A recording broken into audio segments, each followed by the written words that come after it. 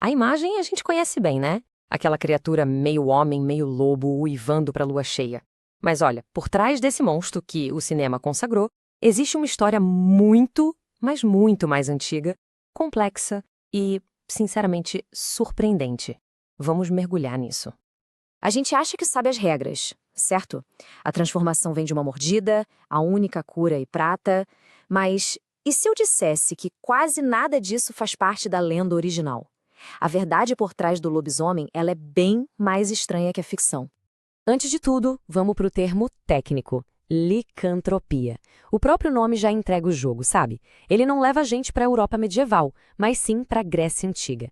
É lá que a nossa jornada começa, muito antes de existir caças bruxas ou bala de prata. Então, bora viajar no tempo? A ideia de um homem-lobo não é uma invenção gótica, não. Ela tem raízes profundas na mitologia clássica, um tempo em que essa transformação não era uma doença, mas sim uma punição dos deuses. E essas raízes são antigas de verdade. Essa coisa de se identificar com lobos, isso vem lá dos rituais de guerreiros dos povos proto-indo-europeus. Bem mais tarde, o historiador Heródoto chegou a escrever sobre uma tribo inteira que, supostamente, virava lobo todo ano. Mas a história que realmente definiu o mito foi a do rei Licaão. E o motivo da transformação aqui é a chave de tudo. Licaão, que era o rei da Arcádia, duvidou que Zeus era um deus. E para testá-lo, ele serviu um prato feito de carne humana. A resposta de Zeus foi terrível. Com nojo e fúria, ele não matou o Licaão, mas o amaldiçoou a virar a própria fera que ele tentou imitar. Então, nesse primeiro mito, a licantropia não é uma doença, é um castigo divino pela arrogância. E olha, não foi um caso isolado. Existe a história de Damarco, um campeão olímpico que existiu de verdade. A lenda diz que ele virou lobo por quase uma década depois de participar de um ritual de sacrifício humano a Zeus. Se ele conseguisse ficar todo esse tempo sem comer carne humana, poderia voltar-se a homem. E segundo a lenda, ele conseguiu. Agora, a gente dá um salto de séculos no tempo e a percepção muda assim drasticamente. O lobisomem deixa de ser uma vítima da fúria dos deuses, um castigo, para se tornar algo muito mais sinistro. Um servo do diabo, um mal que vem de dentro da própria pessoa. Essa é a pergunta central da Idade Média. Essa ideia da mordida que contamina é uma invenção bem mais recente. Naquela época, a crença era que a transformação vinha de um lugar muito mais sombrio e deliberado. Vinha de um pacto. Na Idade Média, o mito meio que se dividiu em dois. Lá na Europa Ocidental, o lobisomem era visto como um feiticeiro, alguém que fazia um pacto com o mal para ganhar poder. Já na Europa Oriental, o Vukodlak era mais parecido com um vampiro, um morto-vivo que saía do túmulo como lobo para atacar as pessoas. Duas versões aterrorizantes do mesmo medo. Guarda bem esse ano, porque foi aqui que o medo abstrato se tornou uma histeria muito real, concreta e mortal. Peter Stomp, que ficou conhecido como o lobisomem de Bedburg, confessou sob tortura uma série de crimes horríveis. Ele disse que tinha um cinto mágico que ganhou do diabo, que o transformava em lobo. O julgamento e a execução dele, que foram brutais, viraram notícia na época e serviram de estopim para uma onda de pânico e perseguição durante a caça às bruxas. Só que a lenda não ficou só na Europa, não. Conforme as histórias foram viajando, elas se adaptaram, se misturaram com os medos e as crenças de cada lugar, criando versões únicas do mito pelo mundo todo.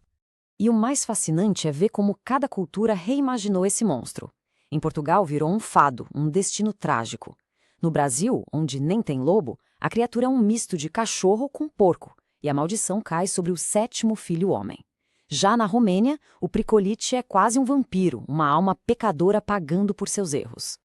E algumas dessas lendas são de arrepiar. Essa história romena, que foi registrada no século XIX, captura bem o terror pessoal do mito. A descoberta de que o monstro que te atacou é alguém que você ama. É esse momento da revelação que torna tudo tão assustador. Com tanto relato histórico, é claro que a ciência moderna tentou buscar explicações mais racionais. Será que por trás do mito do lobisomem existia, na verdade, uma doença real que era mal compreendida na época?